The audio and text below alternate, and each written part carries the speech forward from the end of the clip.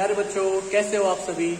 आज हम बात करेंगे स्ट्रक्चर ऑफ बेंजीन की। स्ट्रक्चर ऑफ बेंजीन के अंदर हम जो यहाँ पे टॉपिक्स पढ़ने वाले हैं वो बहुत ही इंटरेस्टिंग है और आपको बहुत ही अच्छे और समझ में आने वाले हैं। ये हम 5 टॉपिक हम डिस्कस करेंगे। पहला टॉपिक रहेगा हमारा हिस्ट्री, मतलब हम बेंजीन की हिस्ट्री क्या है इसके बारे में हम पढ़ेंगे। इसकी डिस्कवरी किसने की थी, इसकी खोज किसने की थी, और अकरेंस मतलब ये कहाँ मिलता है, बेंजीन हमें कहाँ से मिलता है, तो इसके बारे में हम सब स्टडी करेंगे। सेकंड फिर हम पढ़ेंगे मॉलिक्यूलर फॉर्मूला, बेंजीन का मॉलिक्यूलर फॉर्मूला क्या होता है, और रिंग स्ट्रक्चर मतलब ये बेंजीन रिंग स्ट्रक्चर जैसे ये शो करता है तो उसकी स्ट्रक्चर कैसी होती है, हाइब्रिडाइजेशन क्या होता है, बेंजीन के मॉलिक्यूल का फॉर्मेशन कैसे होता है।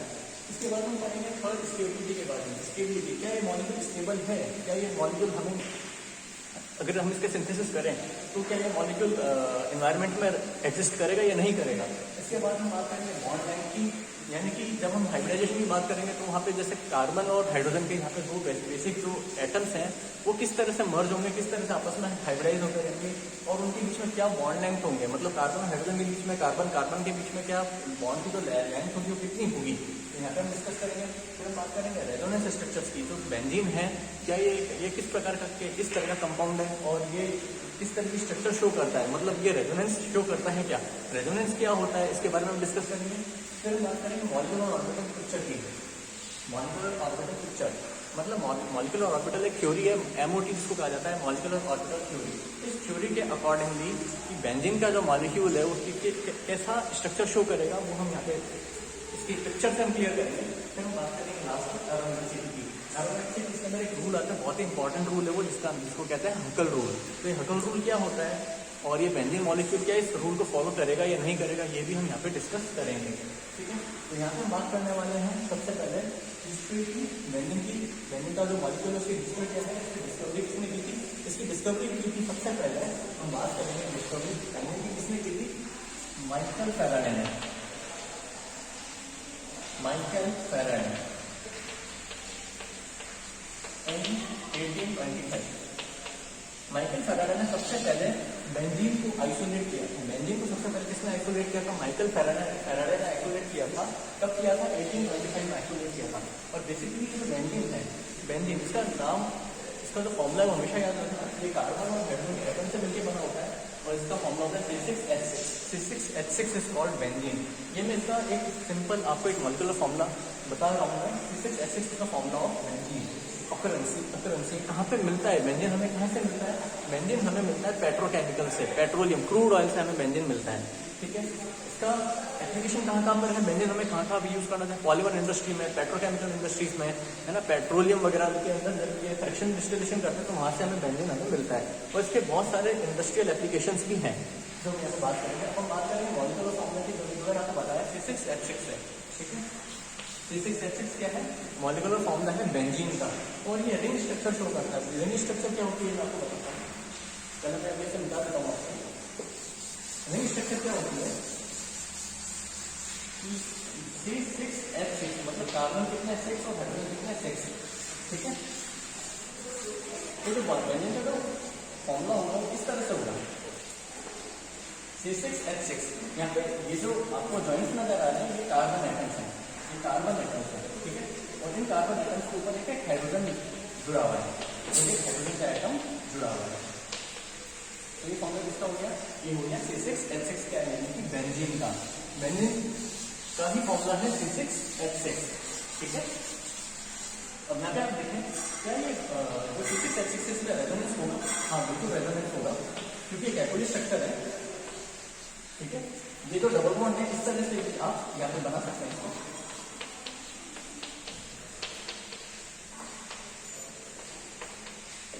Okay, so this is Kekulé structure, Kekulé structure. ये दोनों रेजोनेटिंग स्ट्रक्चर है। कौन सी स्ट्रक्चर ये, रेजोनेटिंग स्ट्रक्चर से है। क्या कैकुले के अलावा और भी स्ट्रक्चर्स बेंजीन की पॉसिबल है, हाँ बिल्कुल पॉसिबल है। जैसे दीवार ने एक स्ट्रक्चर दी थी बेंजीन की,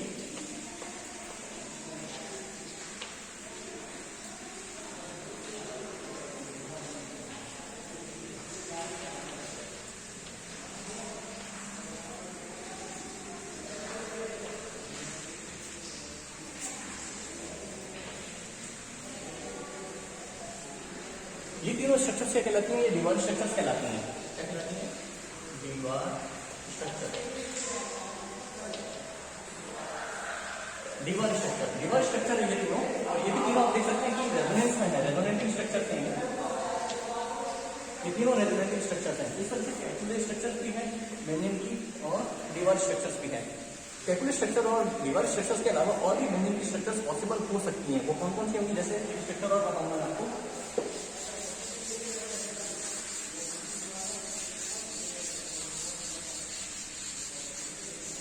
ये भी स्ट्रक्चर और है, बताइए ये कौन सी स्ट्रक्चर है? ये स्ट्रक्चर दी थी क्लॉज में, CLAUS, क्लॉज। क्लॉज में ये स्ट्रक्चर दी थी बेंजीन की, तो ये क्लॉज स्ट्रक्चर है। एक प्रिज्मेटिक स्ट्रक्चर भी है बेंजीन की,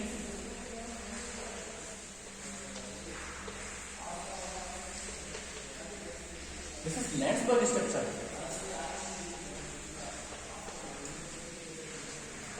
लैंड्सबर्ग स्ट्रक्चर है एक स्ट्रक्चर बेयर दी थी बेंजीन की,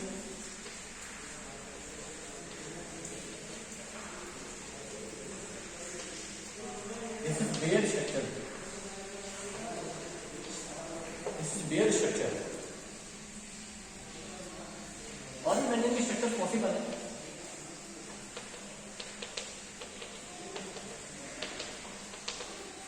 ये स्ट्रक्चर हो गई, अभी मैं बता देता हूं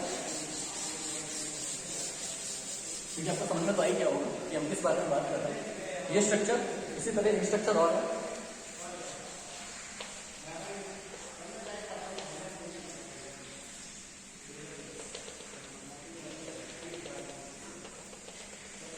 ये दोनों स्ट्रक्चर कौन सी स्ट्रक्चर है? ये दोनों स्ट्रक्चर है बेंजीन की थीले स्ट्रक्चर, थीले स्ट्रक्चर।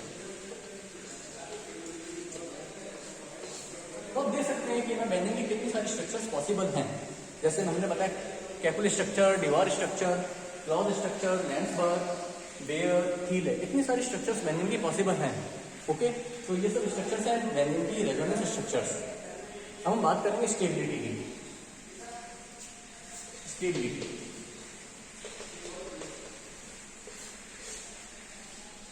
बेंजीन क्यों स्टेबल है?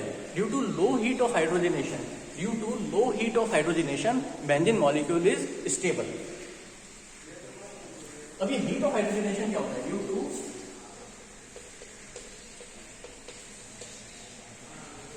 लो heat of hydrogenation,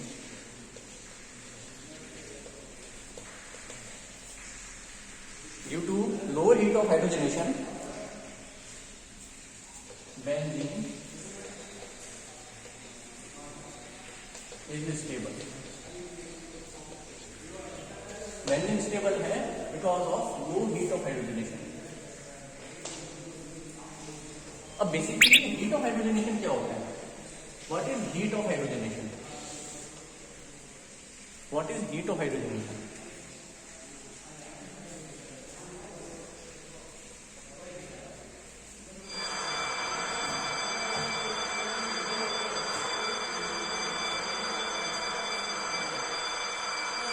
heat of hydrogenation क्या होता है? ये देखिएगा, मैं आपको समझाता हूँ हीट ऑफ हाइड्रोजनेशन क्या होता है।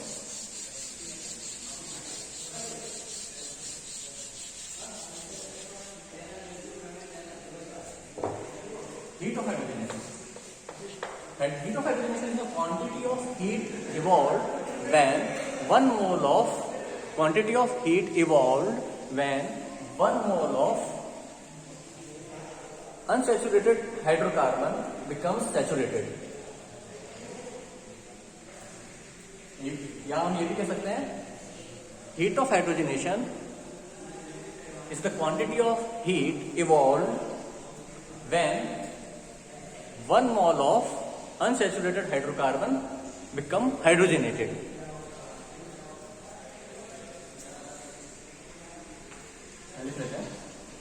Quantity of heat evolved when 1 mole of aromatic hydrocarbon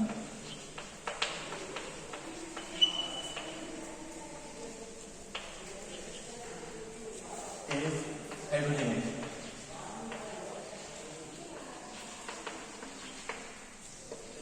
इसका मतलब क्या हुआ?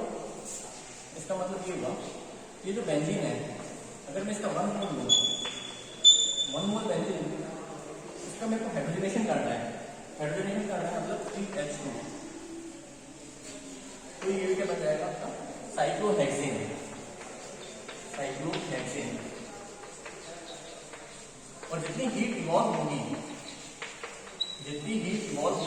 वो क्या कहलाएगी? आपकी हीट ऑफ हाइड्रोजनेशन। तो ये कम होनी चाहिए, हीट कम इवॉल्व होनी चाहिए। जितनी कम हीट इवॉल्व होगी उतनी स्टेबिलिटी ज्यादा होगी। ओके, मीन्स स्टेबिलिटी ज्यादा होगी। कब? That is inversely proportional to heat of hydrogenation. Heat of hydrogenation inversely proportional. ये कब ज्यादा होगी? जब हीट ऑफ हाइड्रोजनेशन आपका कम होगा। तो ये समझ में आया आपको? अब हम बात करेंगे बॉन्ड लेंथ की। मिटा दें? बिल्कुल समझ में आ गया। हीट ऑफ हाइड्रोजनेशन क्या होता है और बेंजीन का मॉलिक्यूल स्टेबिलिटी कब शो करेगा? क्यों शो करेगा? क्योंकि इसकी हीट ऑफ हाइड्रोजनेशन जो है वो कम है, इसलिए बेंजीन का जो मॉलिक्यूल है वो स्टेबल है। तो इसकी स्टेबिलिटी के बारे में जो क्वेश्चन आता है तो वो किससे रिलेटेड होता है? इसकी हीट ऑफ हाइड्रोजनेशन से रिलेटेड होता है। अब हम बात करेंगे बॉन्ड लेंथ की। बॉन्ड लेंथ, जैसा आपको पता है कि बॉन्ड बेंजीन के अंदर C6H6 ये इसका फॉर्मूला है।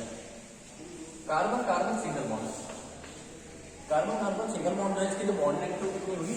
1.34 एंगस्ट्रॉम। या हम ये भी कह सकते हैं, और यू कैन राइट 134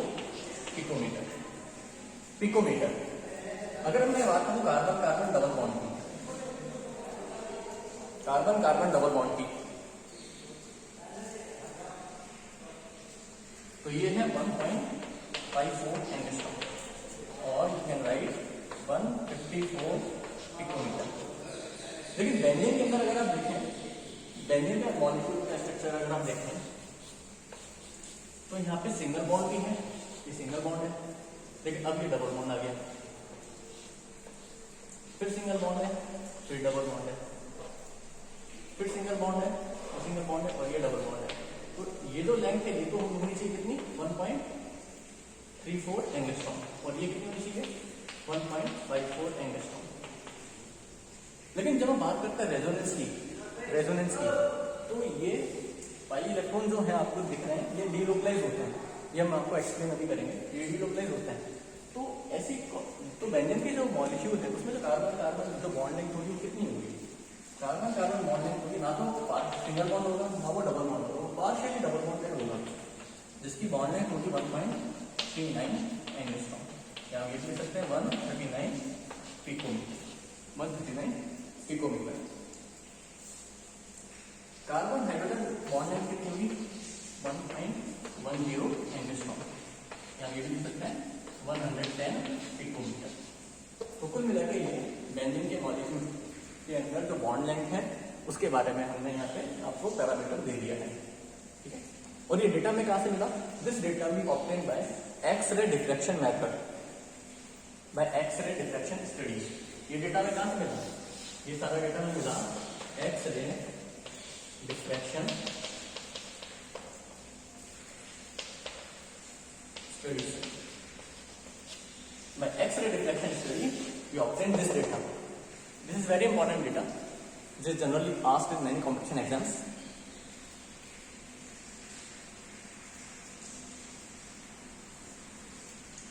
तो ये समझ में आया आपको?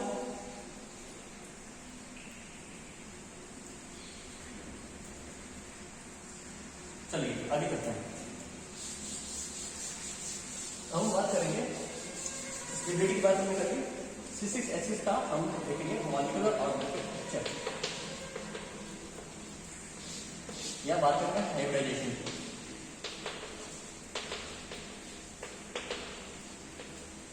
हाइब्रिडाइजेशन, अब हाइब्रिडाइजेशन कैसे निकालेंगे हमेशा हमेशा कि जो C6H6 है इसके अंदर बेसिकली क्या है कि आप यहाँ देखें ये कार्बन ये कार्बन ये carbon carbon carbon carbon 6 carbon होते हैं।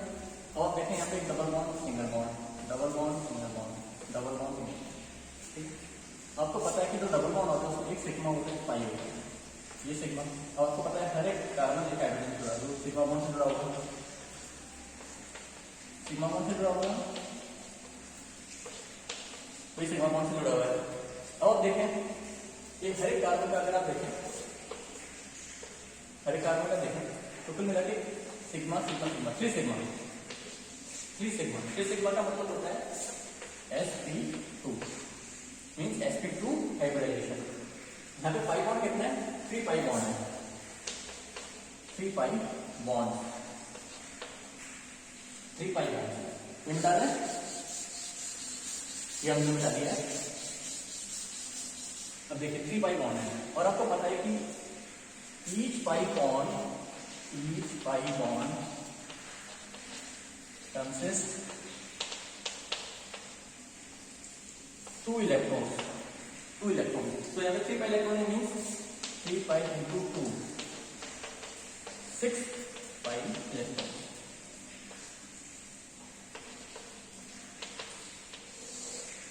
तो देखिए इसमें कितने पाई इलेक्ट्रॉन है 6 पाई इलेक्ट्रॉन्स है। और बॉन्ड एंगल की बात की जाए तो देखिए ये बॉन्ड एंगल कितना होगा 120 degree 120 degree is the bond angle. कैसे भी निकालेंगे ऐसे निकालेंगे दोनों 120 डिग्री है तो कुल मिला के बॉन्ड एंगल कितना है 120 डिग्री। ठीक है, अब जब हम हाइब्रिडाइजेशन निकालते हैं जैसे हमने sp2 हाइब्रिडाइजेशन यहाँ पे लिख के दिया तो सिग्मा कैलकुलेट करते हैं। ठीक है, तो यहाँ पे आपको कर सकते हैं जैसे कि आपको पता है जो कार्बन है उसका एटॉमिक नंबर कितना है 6। तो ऑर्बिटल कैसे फिल करेंगे 1s2 2s2 2p2 1s2 2s2 2p2 तो आउटर शेल ऑर्बिटल है तो यहाँ पे इसी को कंसीडर करेंगे। 2s और 2p के बीच में गैप ज्यादा नहीं होता है। ठीक है, 2s और 2p के बीच में गैप ज्यादा, लेकिन जब हाइब्रिडाइजेशन होगा तब क्या होगा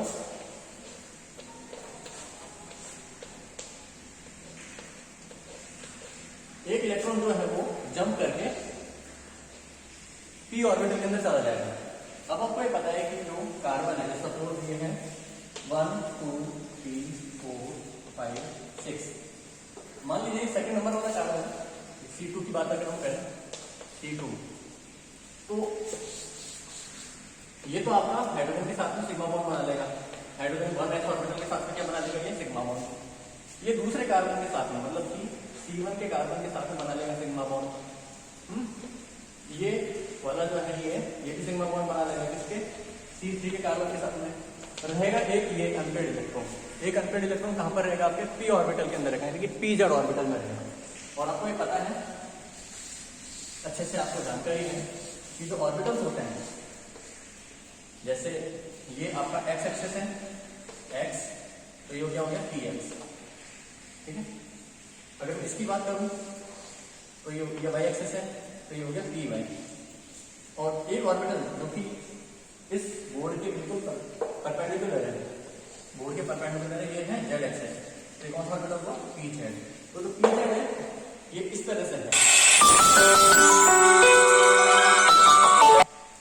तो ये इस तरह से है। अब हम बात करेंगे आपके लिए कि अब हमें क्या करना होगा या देखिए यहाँ पे कि जो pz ऑर्बिटल है ये परपेंडिकुलर है बोर्ड के परपेंडिकुलर है। तो आप देखें इसको मैनुअल का जो स्ट्रक्चर है वो कुछ इस तरह से होगा। This is your pz orbital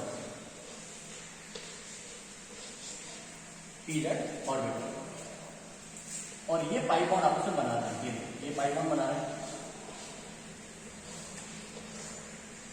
so this is the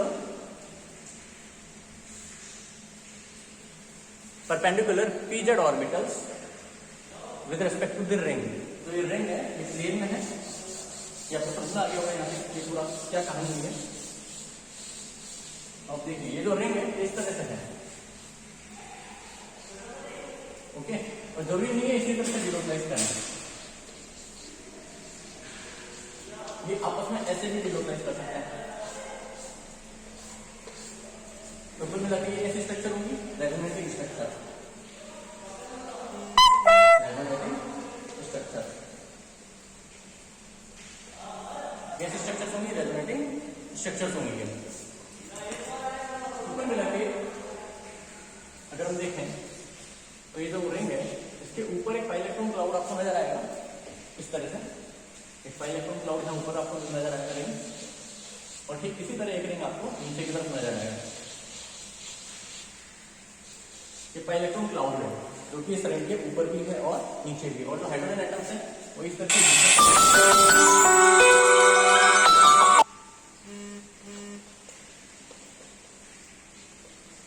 ये इस तरह से बीच में हाइड्रोजन एटम्स जो है वो फंसे हैं। So you can observe delocalization of pi electrons in benzene structure. Delocalization of